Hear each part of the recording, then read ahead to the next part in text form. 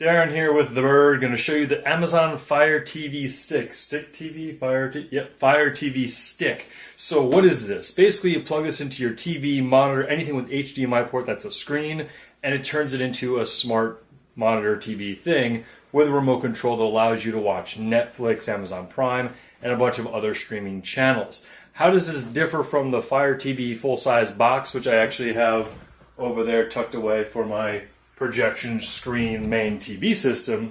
This is just less powerful. Pretty much that's the most big difference other than the lack of any other outputs or inputs. So I bought this to replace my admittedly good but older Roku 2 for our bedroom setup. So this is much easier to just plug in, put the power in, and ready to go. So I'm going to plug this in and show you what it looks like. So I just plugged it in, and it only takes a minute or two to actually boot up, so it's pretty darn quick even though it's lower power than the full Fire TV box. You get this remote. It feels like very hollow, cheap plastic. Until you put the batteries in, the weight helps it feel a little better. It is by no means as nice feeling as the Amazon Fire TV box, but that being said, it's a simple basic remote. Feels fine, and it works. So now we've got the whole system up and running. It looks pretty much identical to the Fire TV box. Where are you going, Bird?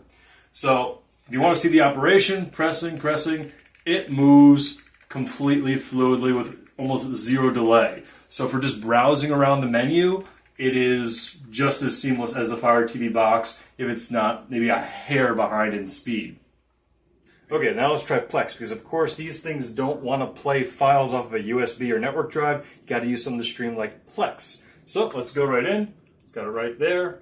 Loads up. Usually it takes a second to actually find your PC, but mine's already well connected. So let's just go ahead and play this video, which is a 1080p file, directly from the camera of me prototyping something.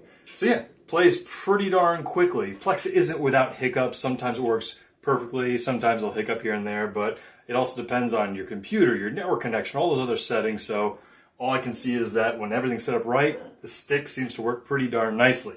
And of course, if I press back home. Actually, another nice thing about Plex is that you can bookmark things on the internet, on your any old PC or whatever, and watch them, like this YouTube video of the new trailer for this movie, and it takes a few seconds, but pops right up. This is playing, it looks like, in full resolution, and the dog is yelling at me.